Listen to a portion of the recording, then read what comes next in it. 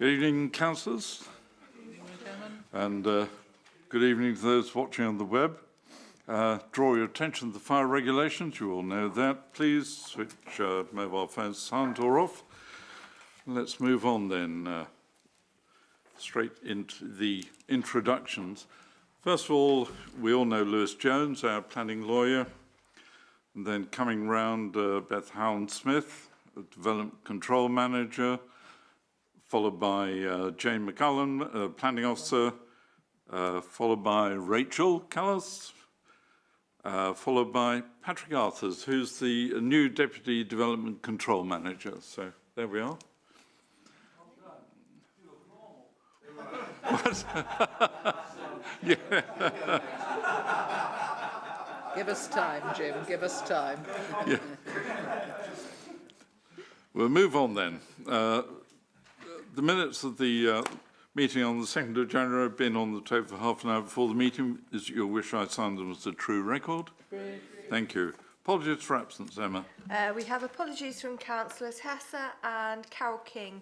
Councillor Carol King isn't here tonight because she has an interest in the 2 items under consideration. So Thank she you. wanted that to be known. Emma, disclosure of interest. Before the meeting, only that Haslemere Town Councillors declare a non-pecuniary interest in the applications. Item 4, question by members of the public, Emma? None received. Question from members? None received. Thank you. And now, Beth, any relevant updates, government guidance legislation? Nothing relevant to the matters before you tonight. Thank you, Chairman. Thank you. Next one is yours also, performance against government targets. Thank you, Chairman. Members will note on page 7 the Planning Services performance against the 2 government targets on speed and quality. You'll note that we continue to perform excellently against the speed target. In respect of the quality target, I'll just draw your attention to the last assessment period for the majors, which put us at 10.4%. What I would say about this is that this is due to the Folly Hill appeal decision, which came in so late that the government actually published the figures before this decision, so we are not in special measures, but it just does highlight the importance of good decisions on major applications to avoid losing an appeal. Thank you, Chairman. Thank you very much indeed, and we're all looking at the 5-year housing land supply and the numbers there that are a big problem, particularly with the reference to it in the Longdean House. Stephen, sorry, Councillor Munner. Chairman, yes, well, I sympathise with what Beth was saying. I think we always try and make very good decisions. And one of the jobs of this committee is to, and the JPC, is to find very good reasons why, if we ever do refuse, which we do from time to time. And while obviously not losing appeals is clearly a good thing, I'd hope that we'd never be feeling under pressure to pass a bad application simply because we were trying to avoid going over this particular target. Personally, I don't think there's any capacity in the system for anyone to put anyone into special measures, and I think this council can be proud of its record so far. I note that the more later estimate, we are miles below. So, thank you.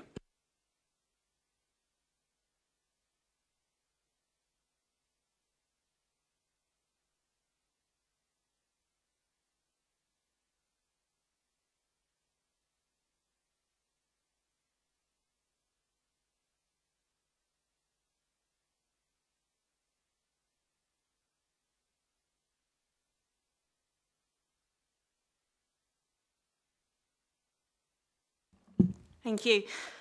I'd just like to confirm to the committee that following the objections and additional comments received in respect to the partial loss of the hotel use, the item has been withdrawn from tonight's agenda, and that's to allow the applicants to prepare evidence in respect of the marketing of the site to strengthen their case in terms of compliance with policy LT2 of Local Plan 2002. Thank you.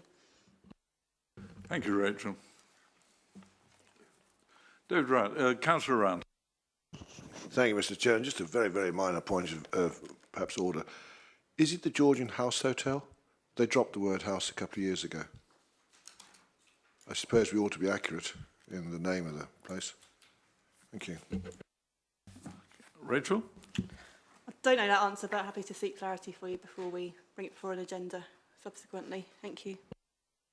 Thank you very much. B1 then, WA 2018-1941, and all the other numbers thereafter. Pepperharrow Road, Haslemere, GU 27 1EA, proposal under Regulation 3 of Town and Country Planning, General Regulations for installation of replacement windows and doors.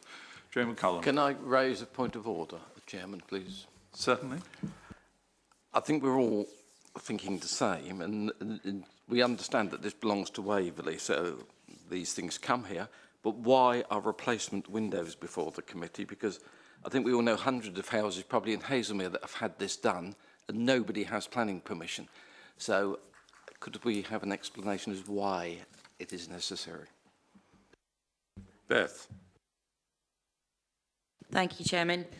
Simply, I mean, I can't speak on behalf of the applicant being the local housing authority, but I would imagine it's for the sake of transparency. Thank you, Chairman.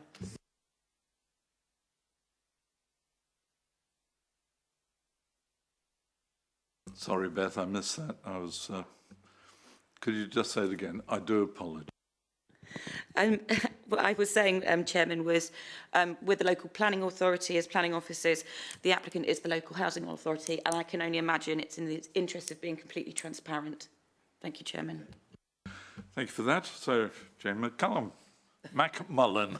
Sorry, I will get it right. I do apologise. Sorry. Thank you, Chair. So the site is located to the southeastern side of Pepperham Road in Haslemere. The site comprises the ground and first floor flats, which have the appearance of terraced dwellings. Pepperham Road is residential in character, and this block plan better shows the distribution of the flats along the road. So the red ones. And some photographs of the site. They show the distribution of the white UPVC windows and doors, which are to be replaced with like-for-like replacements, all along here. Here is just one of the examples of the houses. I didn't want to go through every single proposed and existing elevation. It shows, so all the windows are proposed to be replaced with similar white double-glazed UPVC glazing. The front, the windows, the front, side and rear elevations, and the doors in the front and rear elevations, French doors and the access doors, they're all to be replaced with similar white UPVC doors as well. Any windows which are obscure glazed for bathrooms, these will remain obscure glazed with replacements. And the matters of judgment which members are now asked to consider are the impact on visual and residential amenity. Thank you, Chair. Thank you, Jane. Members, any comment? Councillor Munn. Echoing Councillor Mullen's question, is there any change in appearance? Sorry, is there? No, it's better quality. Then why are we worrying about impact on visual amenity then, let alone residential amenity? I mean, I appreciate that Beth tried to give an answer, but could we actually have a detailed answer as to whether this is necessary in future? We've all spent a certain amount of time and money coming here, which we would have had if there'd been another application. I wouldn't have minded. But everyone's had to spend time. The officers have been taken away from their homes. We have too, briefly, I hope. But it just seems to me that applying common sense, if nothing is changing, why on earth does it need planning permission? We have general permitted development orders, and I can't see why the LPA, or in its guise as the housing authority, can't benefit from that. I can only think that any member of the public watching this meeting will be scratching their heads and wondering why on earth we're doing it. I do find that there is humour in it, though. To talk about transparency when talking about windows is very appropriate. Councillor Round. Thank you, Chair. No, I can't top that, but I was wondering whether Councillor Mullen is questioning the need to have the planning permission or indeed the need to have the windows replaced. I'm curious. Why? Were the old ones or the present ones UPVC? Yeah. So we're going to replace that wear out. We replace them with similar, that are generally not very popular these days, and they wear out too. Councillor Coburn. Beth wants to come. Beth, you want to come in first? Thank you, Chairman. Just to clarify, the Housing Service submitted the planning application. I can't say, I mean, without looking at the finer detail in front of us, whether or not it would require deemed or even expressed permission, I doubt it, but they submitted a planning application and we are duty bound to determine it. And I can make inquiries with our Housing Service. Yes, of course I can. Thank you, Chairman. Yes, we are duty bound to it. Councillor Coburn. Can I just make a general point, not about this particular application, although it does apply. When we change windows, or put it this way, when we look at design of houses, it's very often the windows that we criticise, and it's very often the detail of the windows or the detail of porches and doors that does make a huge difference to a development. And we've had examples like the police houses in Farnham where like-for-like windows were used when it would have been much better to actually replace them. Similar VPC, I'm not asking for anything more expensive, but a more imaginative style of fenestration. So, you know, as a general rule, I do think, you know, these details, it may be pernickety, but they are so important to how a house ultimately looks. And we're looking at visual amenity, but I obviously am not going to turn this down on the fact that I think they're awfully boring as they stand, and I think they're going to be awfully boring as they're replaced. But, you know, it's just that windows now can be quite attractive if you choose the right style, and I just think that's a tad boring. Councillor Adams. So these new windows, do they all have improvements to security? Are they the very latest requirements as far as security advice is concerned, and the doors? Jane, any comment? I was just told there were improved quality double glazed windows, and I accepted that. Right. If another of these exciting applications comes before us, do you think you could provide at least a example of the window that is going to replace the existing? Well, it doesn't have to be every type, but an example of the window so that we can see how much more efficacious it'll be. Thank you.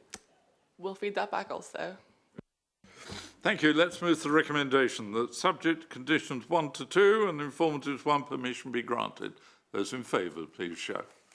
That's unanimous. Unanimous. Thank you very much indeed. Moving on to B2, WA 2018, 2039, 1332 Chatsworth Avenue, Hazelmere. Application on Regulation 3 of the Town Country Planning, General Regulation 1992 for installation of replacement windows. Rachel Callis. Thank you very much, Chairman.